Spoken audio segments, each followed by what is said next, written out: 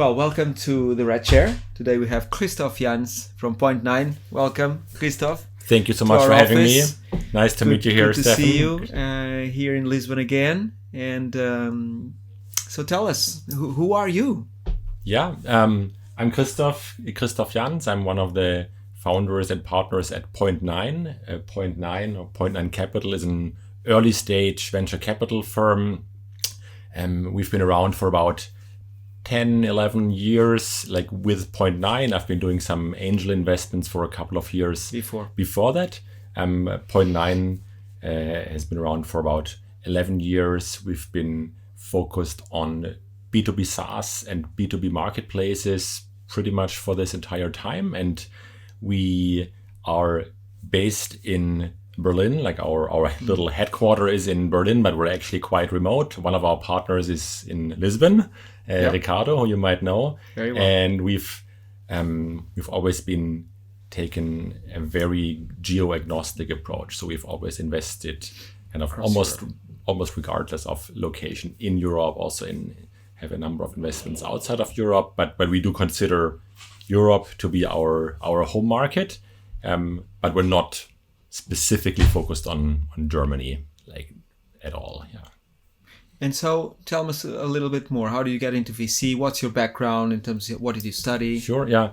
I actually never went to university, so my formal education is maybe very minimal and unusual. And I think the reason is that I've been an entrepreneur from a very young age. I started my first little company, which wasn't really a company, like it wasn't incorporated at I think around 12 years or so, which was at 12 a mini business, right? Like we traded with Commodore C64s and C128s, like very very long time ago, and then one thing came after the other, and I started various companies in the pre-internet time, some of which work better than others. Of course.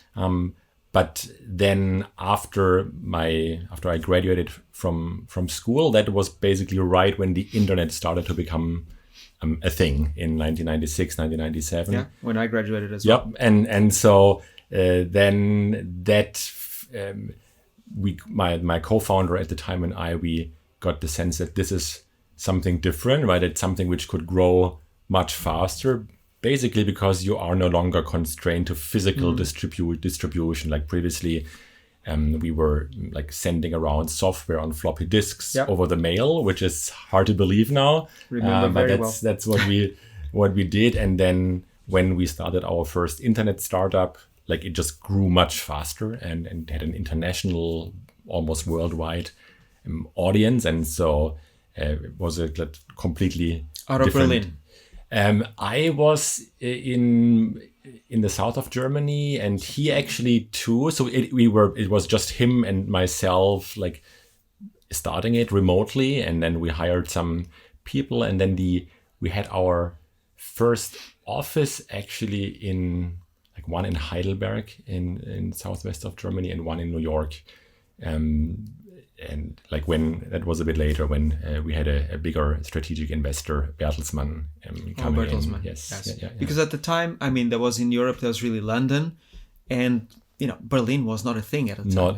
Definitely not. And I'm not even sure if London was already a thing at that time. Yeah, maybe, it was, late 90s. It was already, the internet boom was happening, and then obviously the bust. Yes. But then I think it took another 10 years until Europe really woke up, and also Germany then like started to become at least the German like gravity center for internet startups, and started to play a bigger role in Europe more broadly as well.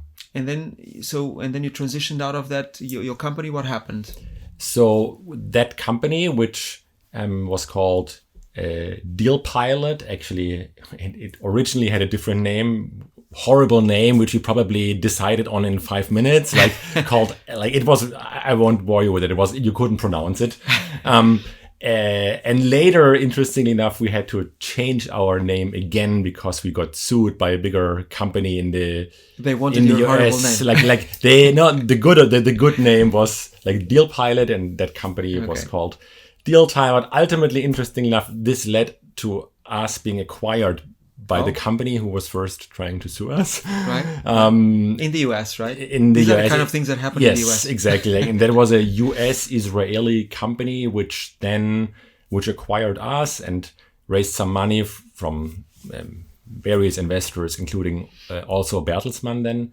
That company then went public and ultimately was acquired by eBay. And all of this happened between 1997 and 2001, so it's quite a long time ago. And then I started another internet startup, another consumer internet company a few years later called PageFlakes, which was one of the early personalizable start pages, which lets you create your own homepage on the internet, which sounds super boring today, obviously, but at the time it was really new technology, like because you could suddenly drag and drop things around using Ajax technology, and you could take in content from RSS feeds and APIs and so on. And then so we raised some venture capital for that company as well from Benchmark Europe, which later became Balderton. So lots of name changes, lots of history there.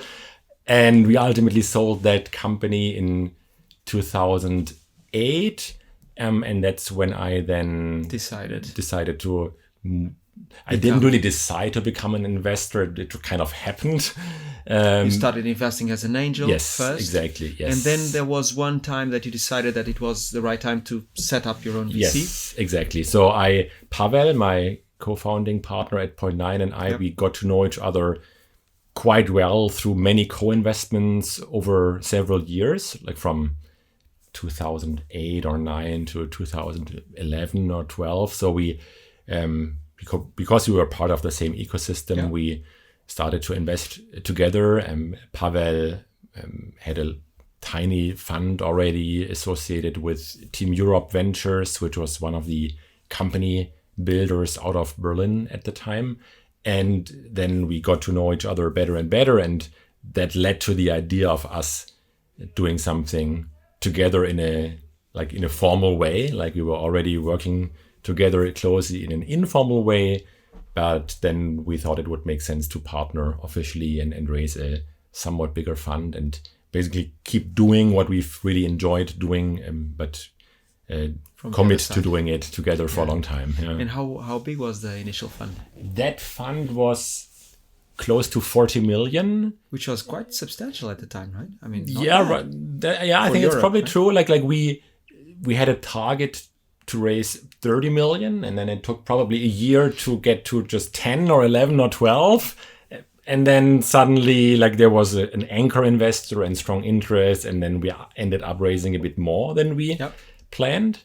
And from that moment on, like, things became much easier on the fundraising side. But like the first one was hard. Yeah. Hard, always hard. Actually, fundraising for funds is even harder than for companies, right? Did you, from the get-go, decide that you were going to be a B2B SaaS? I mean, SaaS was kind of starting, right, at the time. In marketplaces, did you consider being more generalist?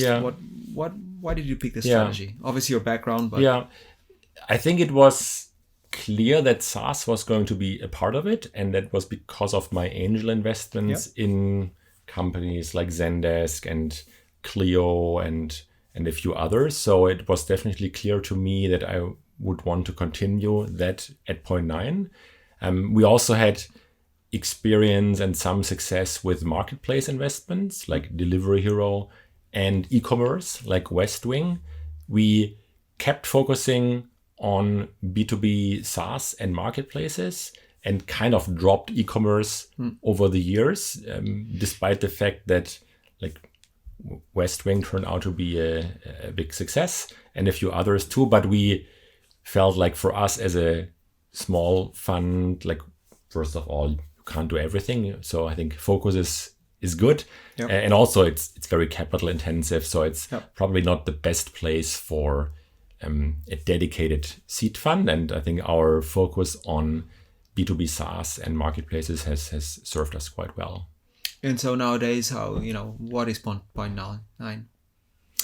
We are still an early stage fund focused on B2B SaaS and B2B marketplaces all over Europe. So not that much has changed. We have raised a bigger fund over What's the the years. latest fund you have? The latest one is 0.96, which is a 180 million euro fund. So it's obviously much bigger than the initial one, but we're also 4 partners now, and the ecosystem has matured, as you know. Like, so what a seed round is totally very, very different. Yes. So we raised bigger funds not to do something else, but to be able to continue to do what we love, which is investing at the early stages. Yeah. Yes.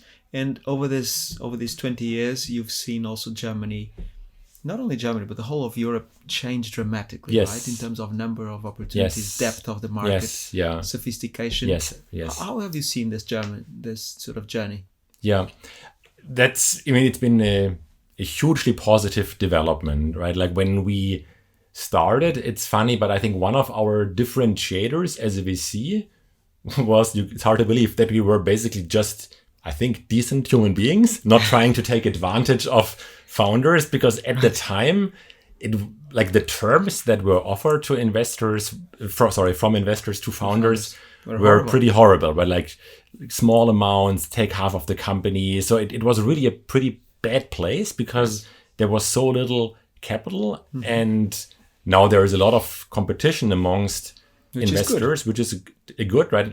And which keeps people like on their toes and makes people work harder and gives better terms to founders. But it definitely hasn't always been like that. So I think on the fundraising part, definitely a huge change, because there are many more investors here. Also because US investors have gotten very used to investing in Europe, which at the time was still very rare, at least exotic. At seed or Series A or B. So they would maybe come in Yes, exactly, like quite late. And then also just the number of companies that are being started here in Europe has grown tremendously. And I think like just the awareness for the tech ecosystem, and that starting a company is not something completely exotic, but sort of a career choice, maybe, or at least it became more normal. Yes, right? yes, yeah, and more not only aspirational, but potentially a reality. Yes, so I think super positive development, but there is still also a lot to do. Like if you compare Europe to the United States, to the yes, exactly. What do you think is missing at this stage? I think maybe 2 or 3 things. I think one, like the number of experienced people in roles like sales, marketing, product, who've gone all the way up to hundreds of billions in ARR, like for SaaS or revenue in general, is still very limited. Small, right? So there is still like for European startups, there is still this thinking that maybe we have to go to the US to hire the experienced people. Sure. It's hard to find them here. Particularly to sell in the US, right? Yes, yeah. And some companies manage to bring in people, and then like maybe some expats returning. So there is something happening, but like if I discuss hiring a VP marketing for a SaaS company at Series A or B with a company, like think about like the universe of candidates is still 20, 30 times bigger in the Bay Area. So that's a challenge. And then I think like the number of companies that became really, really, really huge is still not that large, right? No. And obviously that takes... And with proper exits, right? Yes, and I mean, that takes a lot of time, maybe more decades than years, but like we don't have an Amazon-like company or Meta or Google, like one of these big ones. We do have Spotify here in Europe, which is awesome, but I would love to have many more of them, and some even bigger ones. Yeah, so also you don't have the capital because it didn't go round, right? It didn't... there weren't that many exits yet, so you don't have a lot of LPs. There's not enough capital, of course, in Europe compared to the US. Right? Yeah, and I'm not sure if it's still capital. I think capital has become quite mobile, right? Like so depends on the yeah, but maybe if you're talking billions and billions, then maybe it's harder. And then I think this concentration of talent is still like different, right? Because it's also Europe. In Europe it's fragmented in a large number of cities and ecosystems, which has its own beauty, but also means that you don't have this crazy concentration where you can walk around in San Francisco and meet all these companies. Yes. And has a VC now, and with so many years and so many successes, including some common companies, at least I think we have one currently in common. What are the big mistakes that you still see entrepreneurs do nowadays? Or the big hurdles to success, let's put it this way. Yeah. I mean, I think there are so many things that can go wrong, right? And it's normal that you have to try and make and fail and correct. So I think that's just part of the journey. I mean, hopefully as a founder, you don't have to make all of the mistakes yourself. You can like learn from others' mistakes, and there is a lot more knowledge sharing, and we do a lot of this in our portfolio community. So hopefully you don't have to make the same mistakes again, so you can figure out your own mistakes. I mean, I think there are a few almost classical ones which are kind of obvious but still very hard to avoid. And I think one that maybe that is top of mind for me is basically premature scaling, which was where investors were also responsible for, right? Like when in 2019, 2020, 2021, so much capital was pushed to startups, sometimes maybe more than they needed, or often, or maybe more than they wanted. And before the product was actually ready to scale. Yeah. So I think premature scaling is maybe one of the worst mistakes, or one of the most frequent mistakes. And I think it's, even if you are aware of it, you can still go down that slippery path. Particularly if there's too much money involved, and investors are pushing for growth in the MRR scale, right? Yeah. And I think then there are like maybe a few other classics around like how you hire, and like when do you hire like a VP of sales, or how do you go to the US. And I think a lot of has been written about this, fortunately, now. So very different from when you and I started. So I think it's like you, as a founder today, you have so many resources available, which helps to at least avoid like some of those mistakes, which maybe previously many founders had to make themselves. For sure. And for the country, when you meet a new founder, what really sparks your interest, or a new company?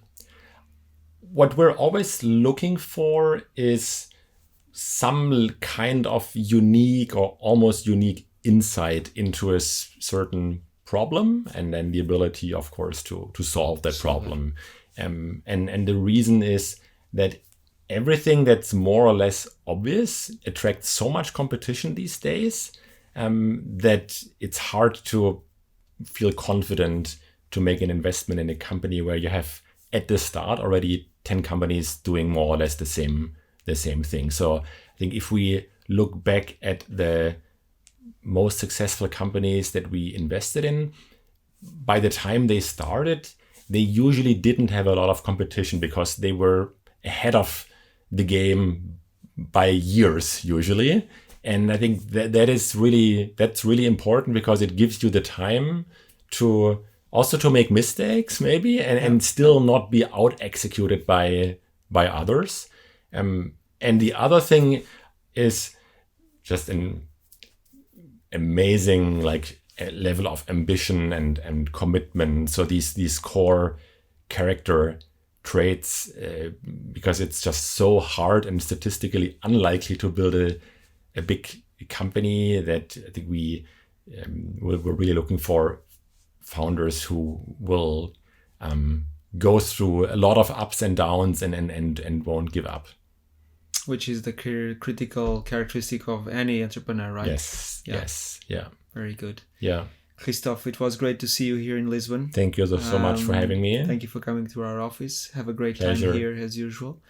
And we'll see you another day. Thank you so much.